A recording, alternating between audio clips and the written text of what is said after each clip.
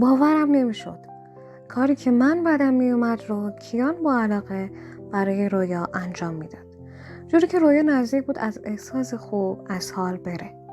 خیلی احساس خوبی داشتم، با اینکه ته ذهنم یک چیزی فریاد میکشید که کار اشتباهی انجام میدم، ولی من به شدت راضی بودم و دوست داشتم رویا رو تو اون حالت بیشتر ببینم. برای همین منم دست به کار شدم. این داستان بر اساس واقعیت می باشد و به دلیل حفظ حریم شخصی از اسامی مستعار استفاده شده.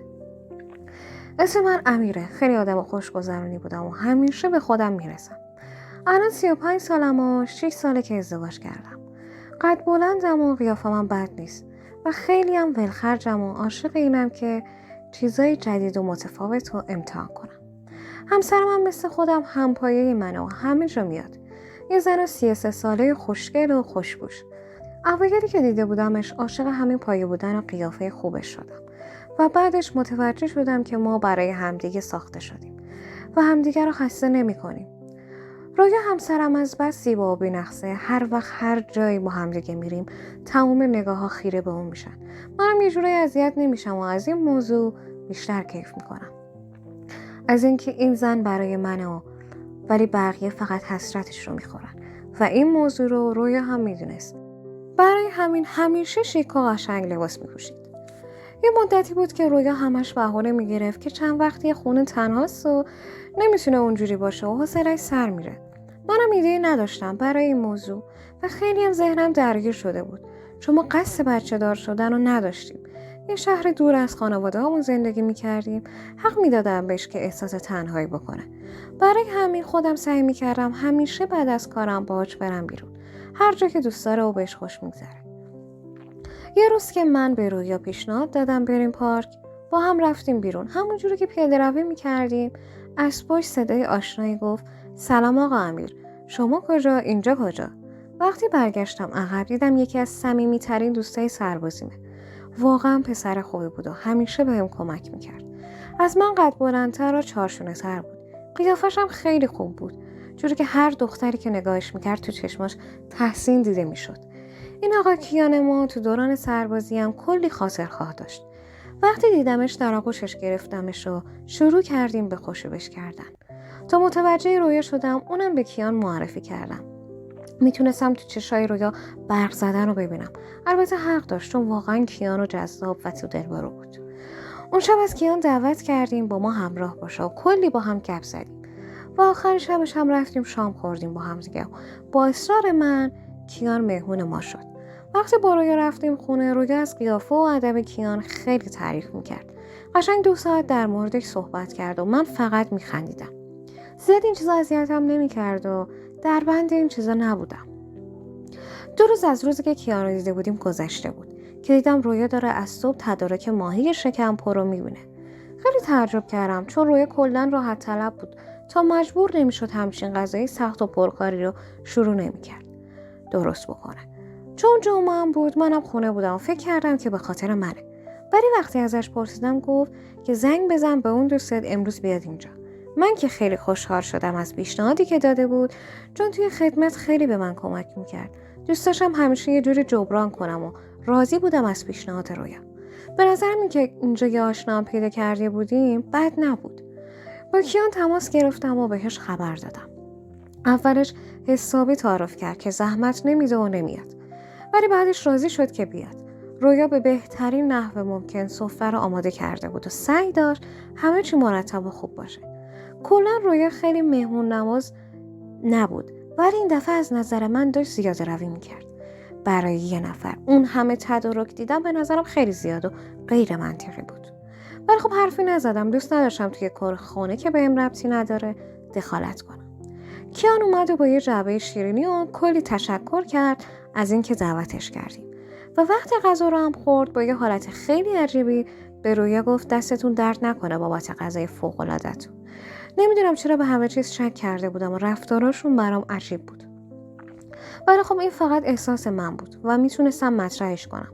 برای همین تحمل کردم که خود رویا پیشنهاد داد که فیلم ببینیم. وقتی کیان رفت توی پذیرایی، رویا بهم گفت که برم از مغازه سر کوچه یه مقدار تنقلات بگیرم. هیچی نداریم.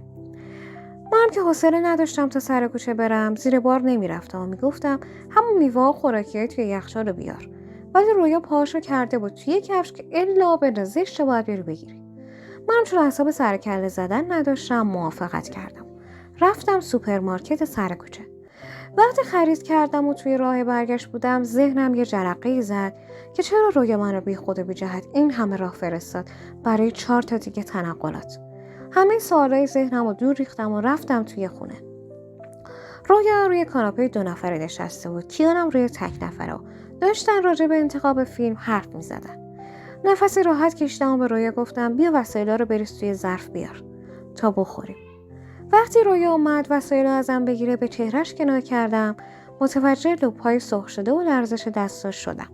ولی چیزی بهش نگفتم. رفتم تا پیش کیان بشینم که متوجه حالت عجیب اونم شدم. ولی خب علت این همه دگرگونی رو نمیدونستم و جوابی هم براش نداشتم. برای همین سکوت کردم تا رویا بیاد و فیلم ببینیم. اون شب فیلم تموم شد و کیان بعد تموم شدن فیلم بلافاصله رفت و انگار عجله داشت. وقتی کیان رفت رویا لش کرد روی کاناپه و معلوم بود خیلی خسته است. برای همین اجازه دادم استراحت کنه و خودم وسایل رو جمع جور کردم. وقتی مشغول جمع جور کردم بودم متوجه حال بد رویا شدم و فهمیدم از من یه چیزی میخواد.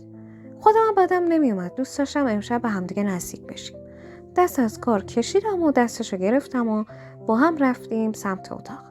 روی کلا زن رویا پردازهای هر مردیه، ولی اون شب کوره آتیش بود و من متوجه اون همه حرارت و میل به ارتباط گرفتن و نمیفهمیدم. رویا خیلی از من سرتر بود و تنها نقطه ضعفم این بود که تو این زمینه ازش عقبم. وقتی کارمون تمام شد رویا بلا فاصله خوابید، ولی من بیدار بودم و به سقف نگاه میکردم. نمیرسم این مشکل چجوری باید حل کنم، چون هر دفعه متوجه میشدم که توی ذوق رویا میخورد، ولی بروم نمی آوردم. ذهنم تصور رویا و کیان پاک نمی شد. اون نس زدن و سرخ شدن و بیدلیل نبود. اگه موضوع همون بود که توی ذهن من بود، باید کیانو به عنوان نفر سوم خانواده می آوردم توی زندگیمون. وقتی این فکر اومد توی ذهنم خودم رو نفرین کردم و واقعا لازم نبود این همه فانتزی و هیجان‌ها رو امتحان کنیم. نباید همچین موضوعی رو پیشنهاد میدادم. ممکن بود رویا ازم ناراحت بشه یا حتی باعث بشه زندگیم به هم بخوره. برای همین این موضوع رو توی ذهنم بستم و خوابیدم. فرداش که رفتم سر کار، برخلاف روزای دیگه که مطمئن بودم رویا تا ظهر میخوابه، اون روز با من بیدار شد و گفت قصد داره بره حموم. منم حرفی نزدم و رفتم سر کار. ذهنم خیلی درگیر بود به رفتارهای رویا. فکر میکردم میگه صبح زود رفته بود حموم و این که بهم موفق باشی نگفت و این که نسبت بهم بی‌توجهی میکرد خیلی برام عجیب بود. اما متمرکز شدم روی کارم و سعی میکردم به محیط اطرافم بی‌توجه باشم. وقتی برگشتم خونه متوجه تغییر چهره و رفتار رویا شدم. حتی بوی خونه‌ام عوض شده بود. ولی رویا چیزی رو نمیکرد. اما من از همون روز فهمیدم هر چی که هست مربوط میشه به رویا و کیان. درست نبود راجع به این موضوع فکر کردم، ولی خب این اولین چیزی بود که میومد توی ذهنم. همون روز تصمیم گرفتم موضوع نفر سوم رابطه رو با رویا مطرح کنم. من زندگیمو دوست داشتم و میخواستم اینو به رویا ثابت کنم. برای همین از رویا خواستم کمی کنارم بشونه تا من بتونم راحت موضوع رو باهاش مطرح کنم.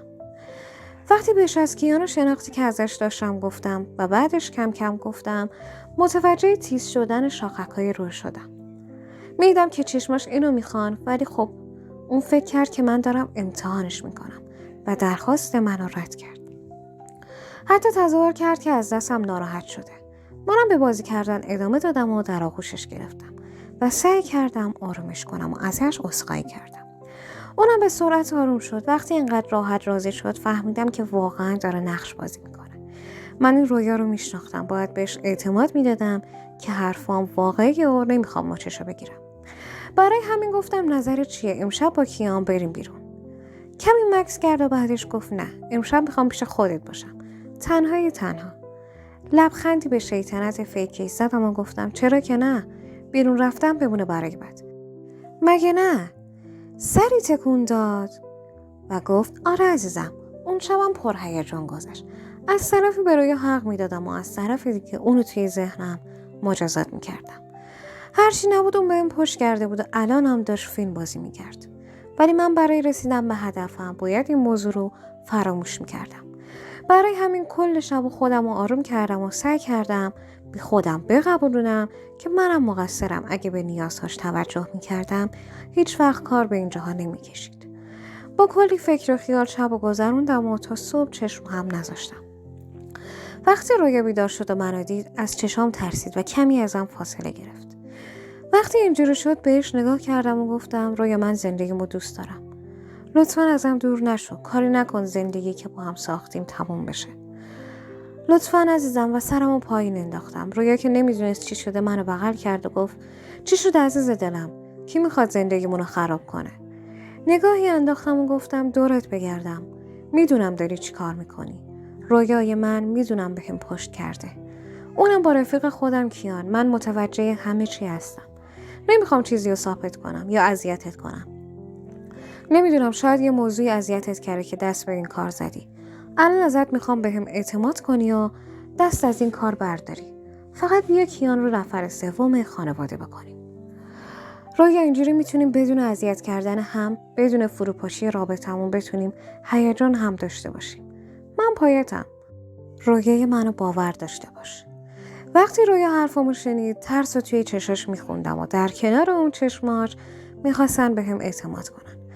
برای همین با یه مکث خیلی طولانی با هم موافقت کرد که باعث شد در آغوشش بگیرم و قول بدم پشیمون نکنمش.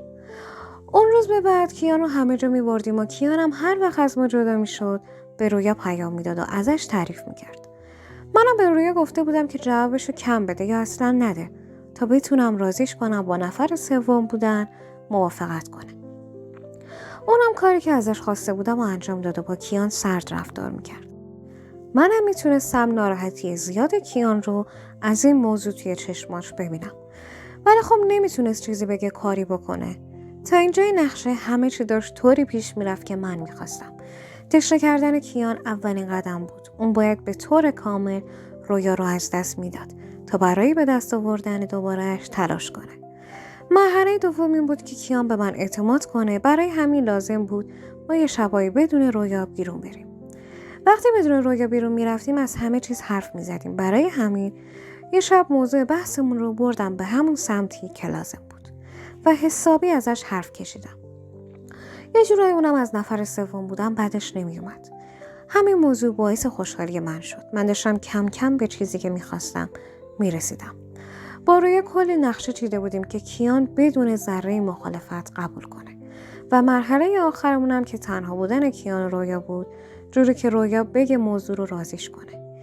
این موضوع رو قبول بکنه. برای همین با رویا یه برنامه چیدیم که دعوتش کنیم خونمون و بعدش من به بهونه صحبت مهم و طولانی به مدت 1 روز برم تو پارکینگ و با تلفن حرف بزنیم و اونا رو هم تنها بذارم. وقتی اون روز رسید همین اتفاقم افتاد. من توی پذیرایی کنار اونا نشسته بودم و متوجه چهره غمزده کیان بودم. قشنگ معلوم بود چقدر از رویا خوشش اومد و چقدر افسوس میخوره از اینکه ندارتش. وقتی گوشیم زنگ خورد از کیان عذرخواهی کردم و گفتم ببخشید.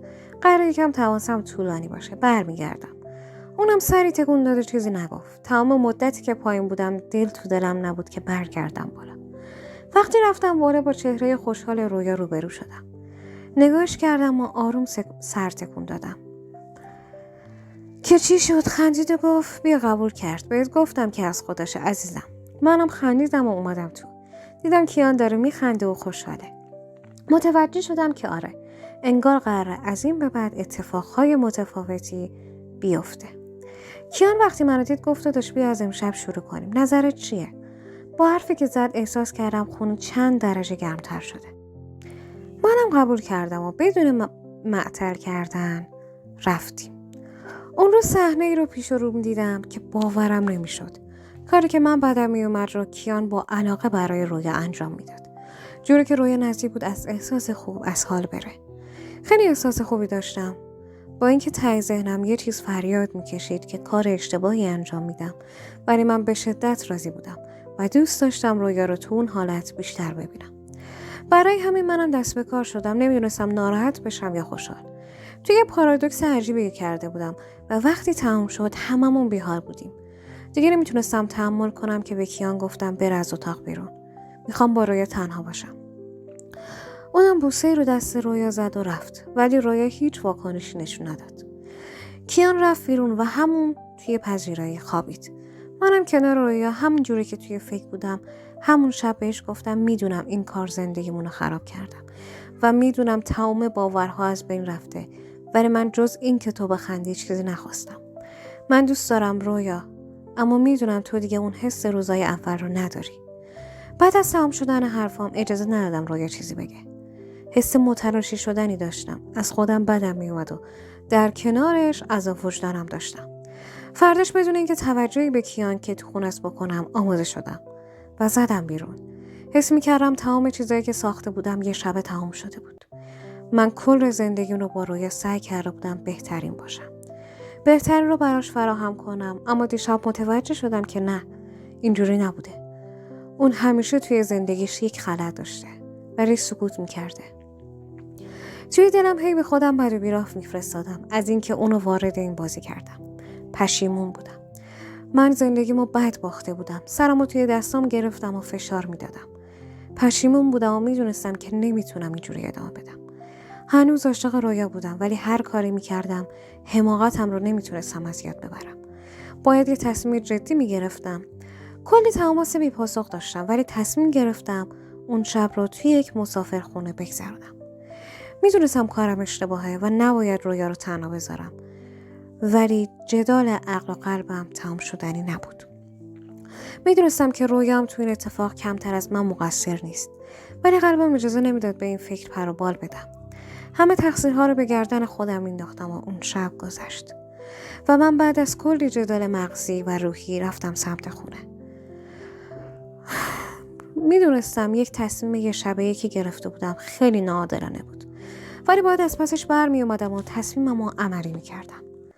وقتی رسیدم خونه همه برقای خونه روشن بود و رویا روی کاناپه نشسته بود. میدونستم از تاریکی میترسه، ولی شب نباید تنها بمونه، ولی با این حال تنها گذاشته بودمش. قلبم فریاد میکشید که باعث تک تک عذابهای زنی رو که روبروت نشسته تویی. عقلم فرمان میداد اونی که بهت پشت کرد همین زنه. با همین چشای رویا رو نگاه کردم. تمام برخاش رفته بود. معلوم بود کل شب رو گریه کرده. با همون چشمای بارونی نگاه هم میکرد. قلبم با دیدن اون چشما جمع شده بود. دوست داشتم برم جلو در آغوشش بگیرم و بگم رویای من همه چی رو حل میکنیم با هم دیگه. اما اشتباه کرده بودیم و هر دومون مستحق این بودیم که مجازات بشیم. نگاهم ازش دزدیدم و به سمت اتاق مشترکمون رفتم. رویا رو دیدم با عجله اومد سمتم، ولی من در رو پشت سرم قفل کردم. مشت میزدم به در و ازم میخواست که در رو باز کنم، ولی من انگار ناتوان شده بودم تو انجام هر کاری. چمدون رو برداشته بودم و لباسامو توش میذاشتم. صدای رویا هر لحظه کمتر و کمتر میشد. انگار اونم خسته شده بود از مشت زدن و تلاش کردن. بین حرفاش همش میگفت خودت گفتی امیر، مگه خودت پیشنهاد ندادی؟ چرا اینجوری میکنی؟ راست میگفت. مقصر اصلی من بودم که اشتباه کردم و حالا باید تنبیه میشدم. تنبیه هم این بود که از زنی که عاشقانه دوستش دارم باید جدا میشدم. همونجور که لباسامو جمع میکردم اشکامو از روی گناهام پاک میکردم و با خودم تکرار میکردم که مرد که گریه نمیکنه باید قوی باشی. تمام چیزهایی که احتیاج داشتم رو جمع کردم و به سمت در میرفتم. میدونستم که رویا داشت پشت در میزد، اما اصلا دوست نداشتم تو اون وضعیت ببینمش، ولی کاری که بود که باید انجام میشد. برای همین با بیرحمی در رو باز کردم و رفتم بیرون. به چشمای بیحالش نگاه کردم و گفتم از هم جدا میشیم رویا. تمام اون روز رفتم دنبال کارهای جدا شدنمون. سعی میکردم کمترین اطلاعات رو از رویا داشته باشم. فقط میدونستم که برگشته شهرمون و پیش خانوادش. از این موضوع خوشحال بودم، چون میدونستم خانواده رویا تحت هر شرایطی حامی اون هستن. حتی میدونستم که از رویا در برابر من هم محافظت میکنن و امکان نداره دخترشون رو توی این روزهای سخت تنها بذارن. منم وقتی موضوع جدا شدن رو به خانواده‌ام گفتم همه خیلی ناراحت شدن و از موضوع تعجب کردن، چون رویا انتخاب خودم بود که از قضا از نظر خانواده‌ام هم مورد تایید بود. یه جورایی همه دوستش داشتن. اون شب که این موضوع رو گفتم بیشتر از همه پدرم ناراحت شد. پدر من واقعا رویا رو دوست داشت و میگفت اون مثل دختر نداشتشه. وقتی داشتم این موضوع رو به پدرم میگفتم گفت حلالم نمیکنه اگه مقصر من بوده باشم و رویا رو تموم مدت اذیت کرده باشم. نمیدونستم چی بگم. باید بگم برای همین سرمو انداختم پایین و هیچی نگفتم. کارهای جدا شدن ما داشت خیلی به سرعت انجام میشد که رسید به تست بارداری. حتی 1% هم احتمال نمیدادم، ولی رویا واقعا حامله بود. تمام تصمیمات ذهنی من به هم خورد. دادگاه اجازه جدا شدن نداد و رویا هم نمیذاشت من نزدیکش بشم. باورم نمیشد. اصلا منتظر همچین اتفاقی نبودم. من داشتم بابا میشدم و این موضوع وقتی فهمیدم که داشتم از مادر اون بچه جدا میشدم. خانواده من وقتی این موضوع رو فهمیدن نمیدونستن خوشحال باشن یا ناراحت. همه پشت رویا بودن و اونی که تنها بود من بودم. بعد فهمیدن موضوع تصمیم گرفتم برم کافه‌ای که با رویا آشنا شدم. فضای آرومی داشت. بار اولی که رویا رو دیده بودم یه ست آبی کاربونی تنش بود و خیلی قشنگ آرایش کرده بود. بوی عطرش هوش از سر من برد. وقتی از کنارم رد شد انقدر محو زیبایی شده بودم که نتونستم تحمل کنم و رفتم بهش پیشنهاد آشنایی دادم. از اون به بعد تا قبل ازدواجمون و رفتن از این شهر هر هفته می اومدم این کافه و خاطره می ساختیم. روی همین صندلی که همیشه میشست و نشستم و به جای خالی اون نگاه می کردم. سردردهای عجیبی می گرفتم وقتی رویا پیشم نبود. وقتی اون بود با یه ماساژ حرفه‌ای تمام درد رو از سرم خارج می کرد. همینجوری که سرم رو توی دستام فشار می دادم نگاه کسی رو خیره رو خودم حس کردم. سرمو بالا آوردم و روبروم رویا رو دیدم. باورم نمیشد دارم میبینمش. ته قلبم انگار ساختمون‌های فرو ریخته تلاش میکردن که سرپا بشن. قلبم از شدت دلتنگی محکم خودش رو به قفسه سینه‌ام میکوبید. رویای من روبروی من توی همون کافه‌ای که باهاش رویاهای زندگیمون رو میساختیم نشسته بود. نمیدونستم مقصر این دوری و این همه فاصلمون کی بود. ما پیش هم نشسته بودیم ولی انگار فرسنگ ها از هم دور بودیم. دیگه حتی نمیتونستم بفهمم نگاهش چی میگه. سرم رو پایین انداختم که رویا دستام رو توی دستاش گرفت. گرمای دستاش منو ذوب میکرد. همیشه با نگاهی پر از حسرت و پشیمونی به نگاهش چشم دوختم. اونم نگاهش پشیمون بود. انگار هر دومون متوجه شده بودیم زندگی اونی نبود که ما فکر میکردیم. تجربه خوب بود. هیجان زندگی رو از یک نواختی در می آورد.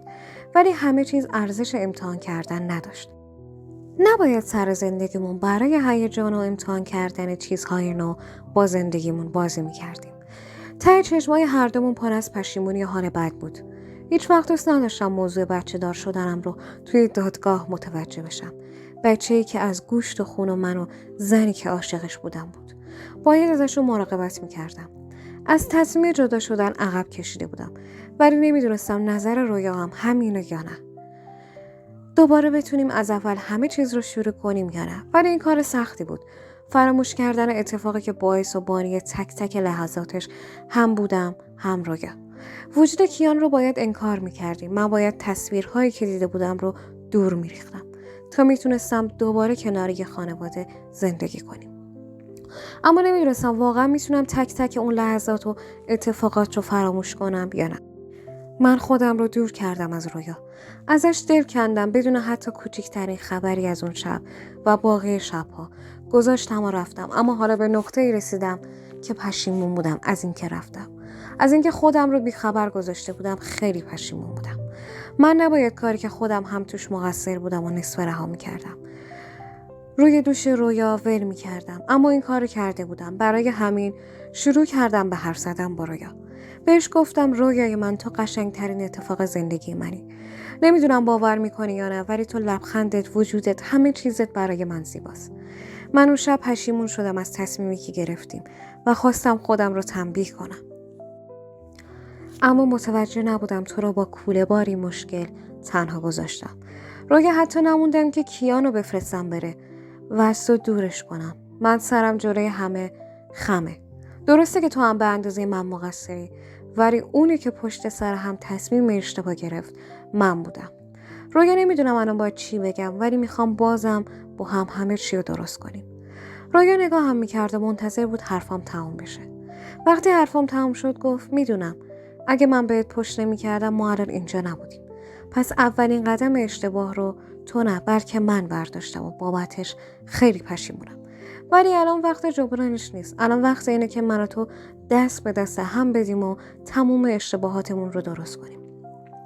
امیر، الان موضوع فقط خواسته های من و تو نیست. الان پای یه کوچولو هم وسطه.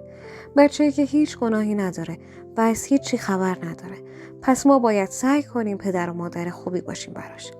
امیر، بیا بسازیم همه چیز رو. دوباره این اشتباهات رو تکرار نکنیم. اون روز من و رویا کلی حرف زدیم و سعی می‌کردیم همه موضوع ها رو حل کنیم. تقریبا میشد که حرف اون روز خیلی تاثیرگذار بود برامون و قرار شد تک تک برنامه هامون رو عملی کنیم. اولین برنامه‌مون هم عذرخواهی از خانواده ها، آشتی دادنشون بود که همه رو توی باغ رستوران به صرف شام دعوت کردیم و هم از این که ما از جدا شدن منصرف شده بودیم خیلی خوشحال بودن. اون شب میتونستم دوباره برقی توی چشمای رویا رو ببینم. همون برقی که قبل اون روزهای نحس توی چشماش بود. هر دوی ما اشتباههای بزرگی کرده بودیم ولی متوجه شدیم که میتونیم حلشون کنیم. اون شب کنار خانواده هامون من و رویا تونستیم دوباره همدیگر رو پیدا کنیم. ولی خب نمیتونستم بمونیم. باید برمیگشتیم. چون تمام زندگی و کارمون اونجا بود. برای همین با رویا وسایلمون رو جمع کردیم و راه افتادیم به سمت خونمون. توی راه هر دومون ترجیح دادیم سکوت کنیم. هنوز یه سری موضوعات بود که حل نشده بود. اولین موضوع هم کیان بود که هنوز به رویا پیام میداد و براش مزاحمت ایجاد میکرد. خیلی فکرم درگیر حرفای کیان شده بود. به رویا گفته بود که ازش فیلم‌های نادرستی داره و من خوشحال بودم از این که جدایی ما کنسل شده بود و من توی این وضعیت بد باید کنار رویا می بودم و اگه جدا می شدیم قرار بود رویا تمام این سختی‌ها رو تنهایی به دوش بکشه. هیچ وقت خودم رو نمی بخشیدم. به رویا گفتم که از کیان بخواد فیلمی که داره را بفرسته تا ببینم حرفاش درسته یا فقط برای اذیت کردن ماست. ولی وقتی فیلم رو فرستاد برای بار 1000م خودم رو نفرین کردم. توی جاده بودیم و اینقدر حال من خراب شد که ماشین رو زدم کنار و تا میتونستم فقط عربده میکشیدم. رویا هم گریه میکرد. دوست نداشتم رویا رو اذیت کنم. اونم توی اون شرایط بارداریش. اما فیلم رو زمانی گرفته بود که من صبح از خونه رفته بودم بیرون و رویا روی تخت خوابیده بود. باورم نمیشد که خیلی از بلاهایی که داشت دونه بدون سرمون میومد به خاطر حماقت و تصمیم‌های عجولانه من بود. درسته رویا به من پشت کرده بود ولی بعدش از کارش پشیمون شده بود و بارها خواست منو از وارد کردن نفر سوم به زندگیمون منع کنه. ولی من انگار هیچی نمیدیدم و نمیشیدم. فقط به خاطر یه شب نحس برای برداشت اشتباه هم اینجوری خودم رو گرفتار لجنزار کرده بودم. همسرم حامله بود و من داشتم به زودی پدر میشدم. ولی نشسته بودم به این فکر میکردم که فیلمی که 80% باعثش من بودم رو چجوری از گوشی اون آدم حیوان صفت پاک کنم. کل مسیرم من و رویا با هر چی که فکر میکردیم به هیچ نتیجه‌ای نرسیدیم. برای همین پیشنهاد دادم که اون بخوابه و استراحت کنه تا برسیم خونمون. وقتی رسیدیم خونه همه چیز مثل روزی بود که رفته بودم از این خونه و اون اتاق تنفر ازش حالم به هم میخورد. هم من هم رویا پس تصمیم گرفته بودیم که خونه رو عوض کنیم. وسایلی که رویا نمیخواست رو انداختیم دور و توی دیوار و بنگاه‌ها دنبال خونه گشتیم تا اینکه یه خونه دلخواه با سلیقه رویا پیدا کنیم. خونه ما پیدا شد و واقعا دوست نداشت اینجا باشیم و خصوصا که آدرسش رو کیان داشت. تا این مدتی که درگیر خرید وسایل جابجایی بودیم هیچ پیامی از کیان دریافت نکردیم. حتی 1 ماه بعد از جابجایی هم پیامی نمیداد و انگار دست برداشته بود. ولی این فقط فکر ما بود. نمیدونستیم اون پسر چه بیماری روانی بوده. بعد چند مدت پیامش رو دوباره روی گوشی رویا دیدیم. باورمون نمیشد. باز شروع کرده بود به ترسوندن و از اینکه از خونه قبلی نقل مکان کرده بودیم بیشتر شاکی بود. سعی میکردم گوشی رو زیاد دم دست رویا نذارم. چون حامله بود خیلی تاثیر میذاشت پیام ها روش و باعث میشد ساعتها بشینه گریه کنه. حتی بهم گفت که اگه فیلمی ازم پخش بشه بچه‌مون رو توی شکمم از بین میبرم تا اینکه اجازه بدم به دنیا بیاد و بقیه با فیلم من بخوان اذیتش کنن. نمیدونستم باید چه جوابی بدم ولی میدونستم که باید یه قدم برای ترسوندن کیان برمی‌داشتم. برای همین به رویا گفتم که میرم تا کیان رو ببینم. با اینکه ناراضی بود اما میدونست که چاره‌ای نداریم. برای همین با بیمیلی به این ملاقات رضایت داد. وقتی که میخواستم برم کیان رو ببینم برای اینکه بتونم از خودم محافظت کنم، یه چیز نوک‌تیز رو توی جیبم گذاشتم و قبل از رفتنم از خونه به چشم‌های نگران رویا اطمینان دادم که اتفاقی نمیافته. اطمینانی که خودم ازش مطمئن نبودم و نمیدونستم چی قراره بشه. وقتی رسیدم به محلی که با کیان قرار داشتم، کیان هنوز نیومده بود. وقتی رسید به قیافش دقت کردم. خیلی لاغر شده بود و چشماش اصلا روشنایی نداشتن. مثل مرده متحرک شده بود و با خشم نگاهش میکردم. ولی خودم ته قلبم میدونستم که بی انصافیه که انقدر خشمگین نگاهش کنم و اونو مقصر همه چیز بدونم. در اصل اون که کیان رو وارد همه ماجراها کرده بود من بودم. برای همین نخواستم با زد خورد ماجرا رو درست کنم و سعی کردم باهاش حرف بزنم. برای همین رو بهش گفتم چرا کیان، چرا همچین کاری کردی؟ اینکه بازارم بهم پشت کردی به کنار، اون ماجرایی که پیشنهاد شد بهت هم به کنار. مقصر تمام اینا من، حتی اینکه بی اجازه از همسر من فیلم برداری کردیم به کنار. چرا رویا رو میترسونی کیان؟ چرا باعث اذیتش میشی و خوابو از چشای این زن گرفتی؟ من خودم مقصر همه چیز میتونم، اما زن من حامل است کیان. این کارو نکن. تک تک ما خودمون گرفتار یه لجنزار کردیم. بذار بیایم بیرون ازش کیان. انقدر این کارو ادامه نده. نذار بوی این کثافت بلند بشه. کیان با سری افتاده و گلویی پر از بغض گفت میدونم امیر، من شرمنده‌ام. نمیدونم چرا این کارو میکنم. از قصد نیست، ناخودآگاهه. من عاشق رویا شدم. راستش بخوای این موضوع از همه بیشتر به من آسیب زد. الان که گفتی رویا بار داره یه لحظه تعجب کردم. توف من که باعث اذیت زیاد یه زن باردار شدم. اونم فقط به خاطر اینکه یه زن شوهردار دل بستم. من شرمنده تو هم امیر. اون فیلم ها رو جلوی چشات پاک میکنم و از من و این ماجرا قرار نیستی که خبری بشنوی. از مدل صحبت کردنش فهمیدم که کیان درگیر مواد شده. دور از تمام بلاهایی که سر من و خانوادم آورده بود، خودم رو مقصر این اتفاق می‌دونستم. اونی که کیان رو وارد این بازی کرده بود من بودم. پس خودم هم باید همه چی رو درست می‌کردم. به بهونه اینکه تا خونه ببرمش تا جلوی چشام کلیپ ها رو پاک کنه، تا خونه‌شون باهاش رفتم. وقتی رفت داخل از فرصت استفاده کردم و با خانواده‌اش رفتم آشنا شدم. همونجا فهمیدم که بله، حدسم درست بود. اون روز با موافقت خانواده‌اش رفتم برای کیان دنبال یک کپ خوب. خودش هم راضی بود که از این حال در بیاد. فیلم ها رو هم جلوی من پاک کرد و به من کمک کرد که بتونم به این که اعتیاد داره کمک کنم. کیان رو راهی کمپ کردم. طی این مدت رویا مراقب خودش بود و به هم گفت که کیان رو بخشیده. بابت همه چیز بخشیده تا بتونه یه زندگی خوب برای بچه‌مون بسازه. روزها میگذشت و ما تا به دنیا آمدن دخترمون فقط چند روز فاصله داشتیم. بچه من و رویا دختر شده بود. دختری که زندگی ما رو متحول کرده بود و نجات داده بود. دختری که عاشقانه دوستش داشتیم و بی‌صبرانه منتظر اومدنش بودیم. قرار بود اسمش رو بذاریم نور، چون این بچه شده بود نور زندگی من و رویا. جنینی که تونست ما رو از مرداب نجات بده و وارد جنگلی سبز بکنه. روزی که قرار بود نور بیاد به این دنیا و بشه عضوی از خانوادمون، کلی با رویا استرس کشیدیم. از اینکه میدونستم قراره چقدر درد بکشه، عذاب میکشیدم. ولی خودش میگفت نگران نباش، نور ارزش همه این درد و استرس ها رو داره.